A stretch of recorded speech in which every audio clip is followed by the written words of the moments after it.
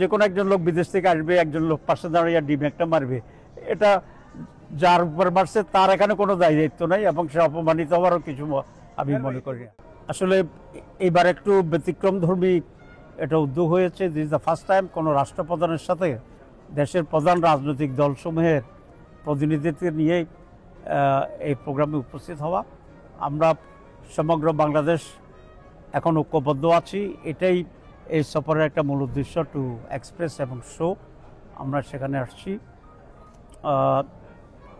আমি অবশ্য ব্যক্তিগতভাবে জাতিসংঘের আরও অন্যান্য প্রোগ্রামে এসেছিলাম যখন আমি একটা আন্তর্জাতিক সংস্থার প্রধান ছিলাম, ওয়ার্ল্ড কমিটির, এবং আমার অ্যাক্টিভেশন কার্ডও আছে। তখন আমরা জেনারেল অ্যাসেম্বলিতে I was a member to participate এবং সেটা আমি অনেকবারই করেছি। তবে রাষ্ট্রের পক্ষ থেকে রাষ্ট্রপ্রধানের সাথে সঙ্গী হয়ে প্রতিনিধিত্বমূলক এই প্রোগ্রামে এটাই আমার প্রথম। সেই জন্য আমি আনন্দিত এবং আল্লাহর শুকরিয়া আদায় করছি। আমি ডক্টর ইউনূসকেও এই ধরনের ব্যতিক্রমী উদ্যোগ নেওয়ার জন্য ধন্যবাদ জানাচ্ছি। প্রথম হচ্ছে এটা আমি এখানে এসে জানতে পেরেছি, এয়ারপোর্টে থাকে অবস্থা আমি জানতাম না, কারণ সেখানে প্রচুর বাংলাদেশি লোকেরা আমাকে সম্বর্ধনা দিয়েছে, স্লোগান দিয়েছে এবং স্বাগত জানিয়েছে।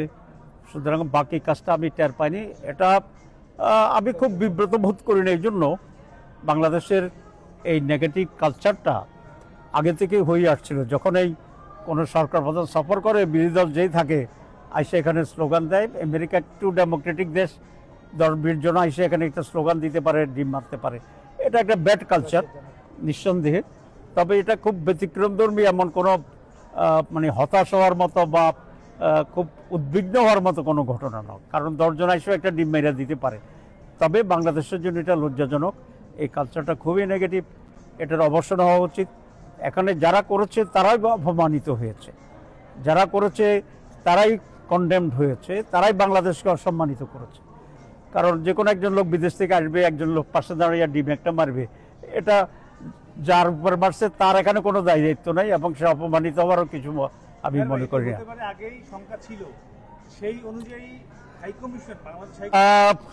ওভারঅল পুরো ম্যানেজমেন্ট যেটা আমি দেখলাম, যে আজকে আমাদেরকে এক জায়গায় দিয়ে গাড়িতে উঠেছে আনার জন্য, আবার গাড়ি থেকে নামে নর্মাল প্রসেসে আসছে, এগুলো খুব বেশি কমিউনিকেশন গ্যাপ আছে বলে এটা আমার কাছে মনে হয়েছে। হাই কমিশনের ম্যানেজমেন্ট ব্যর্থতা, এটা তো কোনো সন্দেহ নেই।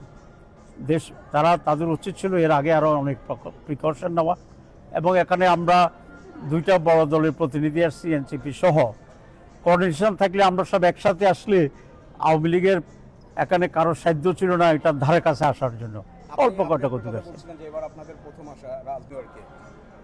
আমাদের দলীয়ভাবে কিছু কর্মসূচি থাকবে, যারা আমাদের আছে তাদের সাথে আমরা মত বিনিময় করব এবং সব বাংলাদেশিদেরকে নিয়েই এখানে একটা প্রোগ্রাম হবে দলমতের বাইরে, এবং 14 জন প্রবাসী যারা আছে তাদের নিয়ে হবে। জামাত ইসলামীর যারা এখানে বিলং করে নানাভাবে নানা নামে, তারা এখানে বেশ অনেকগুলো প্রোগ্রাম অর্গানাইজ করেছে। বিশেষ করে আমি বলেছি সকল দল মত মিলিয়ে সকল মানুষের একটা গ্যাদারিং করার জন্য। তা আমরা আশা করি সেটাও তারা করবে।